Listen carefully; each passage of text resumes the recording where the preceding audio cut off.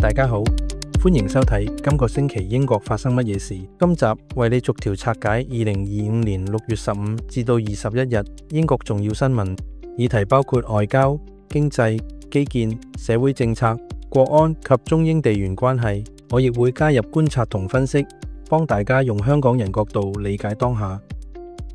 倫敦超級大使館爭議升溫。The Times 指出，規劃檢查署已經建議批准中國於倫敦皇家鑄幣院 Royal Mint Court 興建面積達大約2萬平方米嘅超級大使館，並稱最終決定權將落喺住房部長韋亞蘭 Angela Rayner 手上，預計於9月作出決定。地點位於比鄰金融城同金絲雀碼頭，靠近重要通訊與數據光纜。有情報界話，美國、荷蘭等國官員公開表示對國家安全方面嘅憂慮。據報道，呢件事係曾經獲習近平親自向首相施紀賢施壓。美國總統特朗普同美國及荷蘭議會均作出反應。地區居民協會正準備司法覆核支持反對，並指此為大衛與巨人之戰，分析優勢，提高中英高層接觸層面，有助外交與商貿連結，並反映英國單邊國際義務。風險方面，國安風險高，恐竊聽或者監控潛在，削弱五眼聯盟情報共享信任。若果政府不設防範機制，恐激化中英關係，並影響英國企業在華嘅營運。司法覆核同居民抗爭可能讓英政府陷入政治爭議，影響公信。韋亞蘭呢單決定絕對係試金石，唔係淨只係講建築，而係關乎英國如何面對中國影響力。若果決定落實，政府應同步公布具體安全框架，以維護情報合作。假如擱置或者稱冇影響，都要清楚交代理由。李允晴或者支持以色列，並派軍機。6月15號，財相李允晴表示可能支持以色列，並已經派軍機往中東，以保障英國駐地人士，同時呼籲各方克制。英國外交由傳統克制轉為部分軍事部署，表明地緣政治立場。對移英港人嚟講，先要留意旅遊建議 Travel Advice， 特別係有出外旅遊嘅計劃，應加成立貿易與國防工作組。6月15號，英國同加拿大設立聯盟工作組，推動貿易談判同國防合作，聚焦印太戰略。脫歐之後，重塑聯邦 Commonwealth 關係，強化兩國市場及安全連結，為移英港人提供多一條合作通道。性侵疑犯集團調查交由國家犯罪署。6月15號，警方將亞洲裔性侵疑犯集團案件轉交國家犯罪署跟進，強化對敏感案件嘅關注同透明處理，對港人社區安全有正面信號，但亦提醒需保持警惕，了解支援渠道。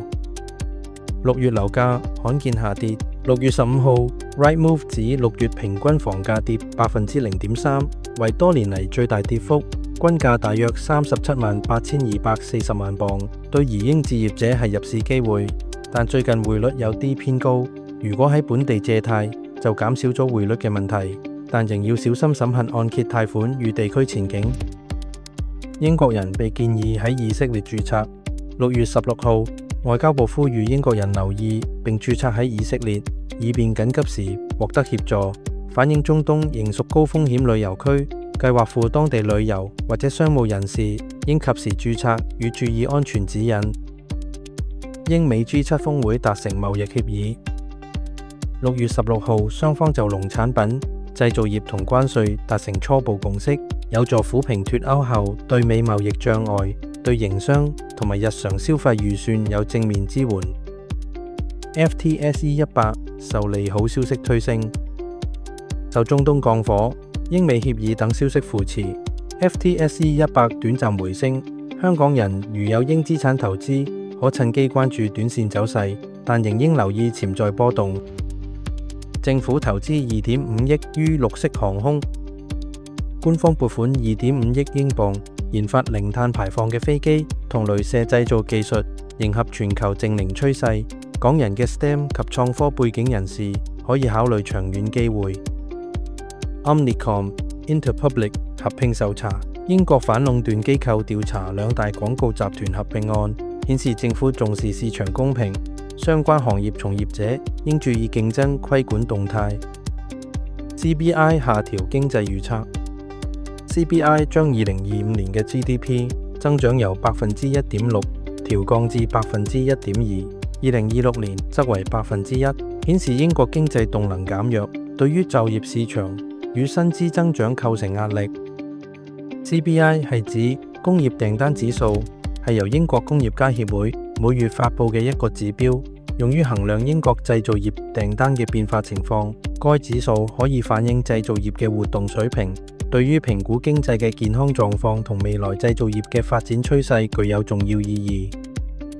英鎊對美元回穩，受近期通脹數據趨緩以及市場對美國加息步伐重新預期影響，英鎊對美元匯率本週略為回升，重返1.27美元水平附近。多間外匯分析機構指出，短期內英鎊仍受環球經濟變化同英國利率政策影響而波動。對依賴匯款或資金調動嘅 BNO 港人而言，英鎊短期升值有助英國資產保值及升水，但匯市仍屬高波動區，建議設立靈活匯兌策略，如分段兌換或使用定期外匯保證產品，以分散風險。好多移英朋友都關心英鎊走勢，其實唔好單睇匯價升跌，應該配合返自己嘅入息來源、開支模式，同時用穩陣少少嘅方式去規劃兌換，先至唔會喺大波動下失預算。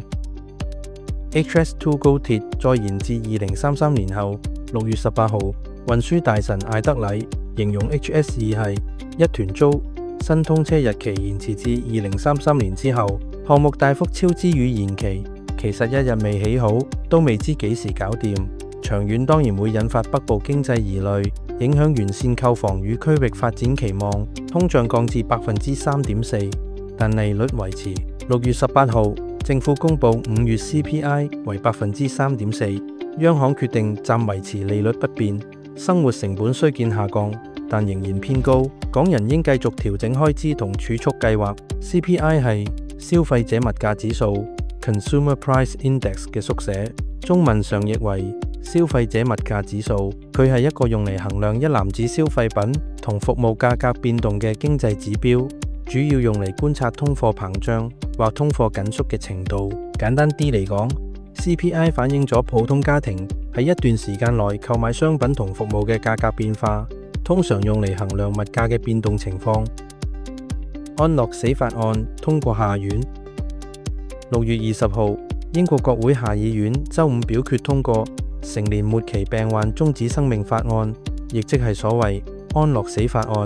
議會以314比291票通過成人安樂死法案，允許嚴重病患喺特定條件下可安排死前選擇。對比最初草擬嘅法案，其中一項最大修改係原先規定必須經法官批准，現時改由需要獲得2名醫生及一個由社工、法律人士同精神科醫師組成嘅小組同意。病患亦必須有能力自行服用致命藥物。